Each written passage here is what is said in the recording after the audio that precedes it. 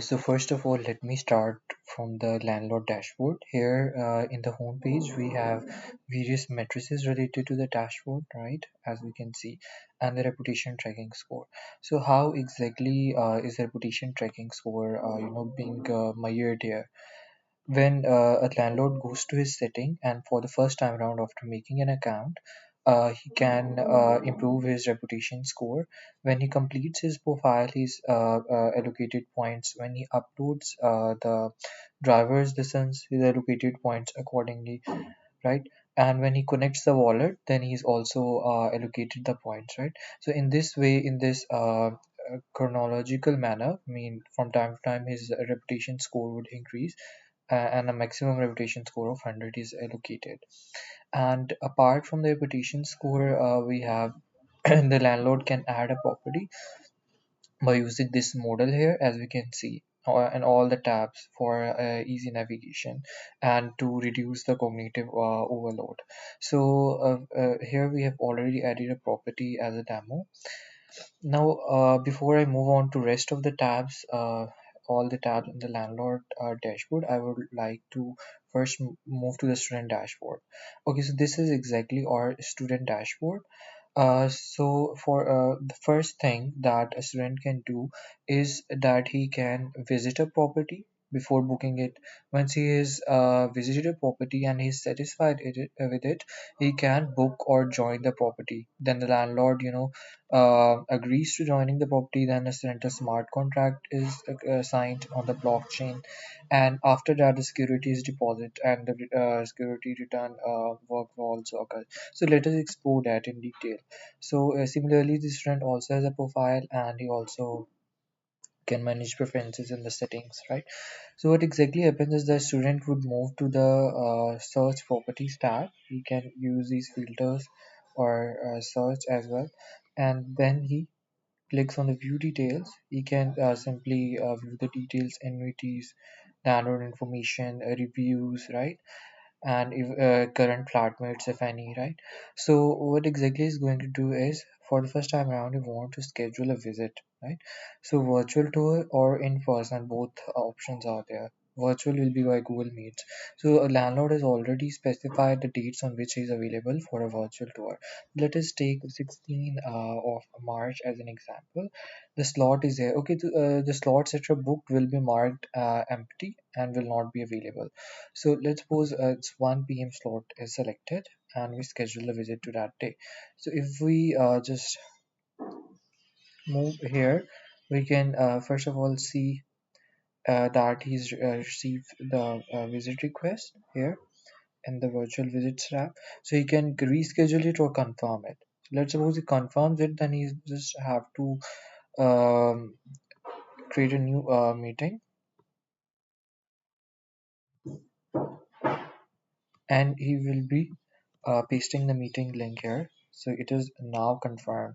So he's also updating in real time that your request is confirmed. So we can just check here. The request indeed is confirmed. So they can join the meeting when the time comes. In fact, we'll be reminding them by notification and email as well once the team meeting time is about to start. So now that they have like done the meeting, they are satisfied. What exactly is going to happen for the next time? The student may even add a property to the wish list for later if he wants. He will simply go to the property and click the request to join because now he's satisfied. He'll bid his amount, that the amount for which he wants to register for the property, right? And the tenure is specified, right? Because landlord also already says this is the tenure from my side. Preferred move-in date can be specified. A future date has to be added. Past dates cannot be there. We have applied this restriction here. So let's suppose the future date that is address of 13. So he submits the request. Okay, so what exactly happens is uh, in the join request you have his request here from the same tenant. So we are going to, he can even see the details related to the same tenant as well. So he can accept it. When he accept, we're telling that a smart contract will be generated, right? That will have all the terms of the rental contract. So approve it. Okay, so it has been approved. Now, what we want is that first the student reads the smart contract, and after student is satisfied, then the landlord reads the contract and signs. So first, student does it to protect the student. So the student, see, we have filled in the information related to the identity KYC verification they did, all the terms and conditions, right? They are already in here: escrow deposit amount, rental payments, due date for each rent, how the termination is going to happen, each and every case. And they are not only just written, but we're handling the workflows as well in this platform. So the student simply signs the contract. Student has successfully signed the contract. Okay. So what exactly he has got this real-time notification, right? So he can view the contract as well, the landlord side, and is going to sign the smart contract. But this time it will be signed with the wallet, and the smart contract will be put on blockchain.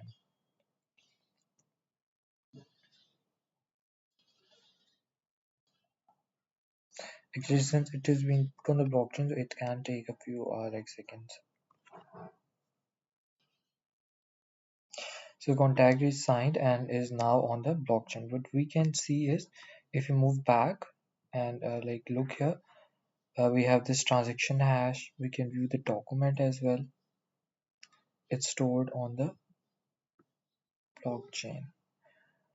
And we can also look at the transaction hash, indicating that this transaction is completed.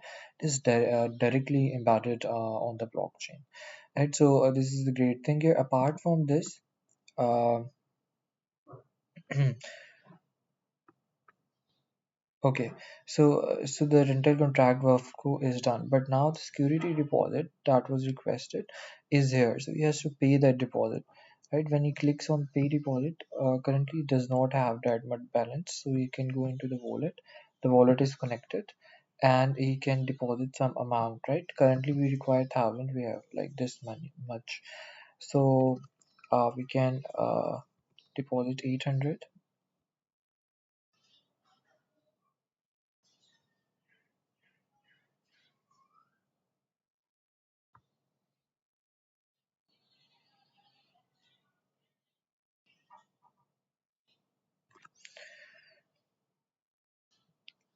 So we confirm the transaction request.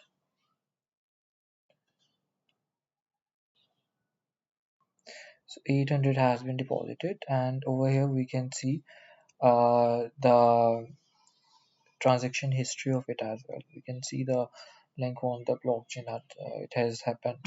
So we can also move on to the security deposit and pay the deposit now. So the deposit is paid into the smart contract, and it can be refunded later if your visa is rejected. You can have it now. You can have it refunded. So now that our rental completion is done, right? The rental payment step comes. From here we can pay the rental rent, right? It can only be paid when the window of the rent opens, right? So let's suppose we pay the rent, but we again have an insufficient amount, so we need to deposit more. So this happens. Likewise, this was just a one, this was just one workflow we have discussed. We have the loan workflow as well, where the investor dashboard is involved. Let me just move through rest of the tabs which were not explored. If we move here, we can check the compatibility score. We have the service deployed on Moodle.com that calculates the compatibility score. But to since it can take time for the score to be calculated, so we have this lazy loading here, right? And wish list approach is there. These ones are already seen, right? Now the notification tab is there. We can message anyone on the platform. Beyond that, we have this loan center as well. So I would like to take my time to show the loan center functionality.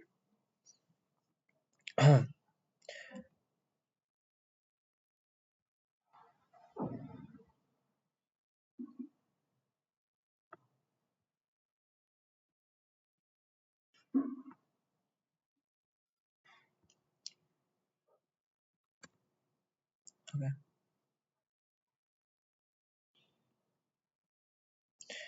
Okay, so this is the loan center. This is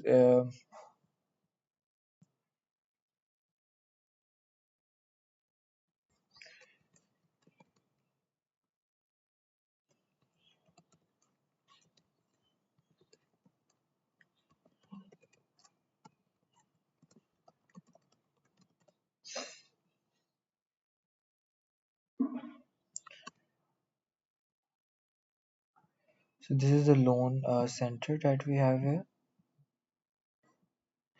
So he has his wallet. He can deposit money and move back to fund the investment pool, and then the loan will be issued.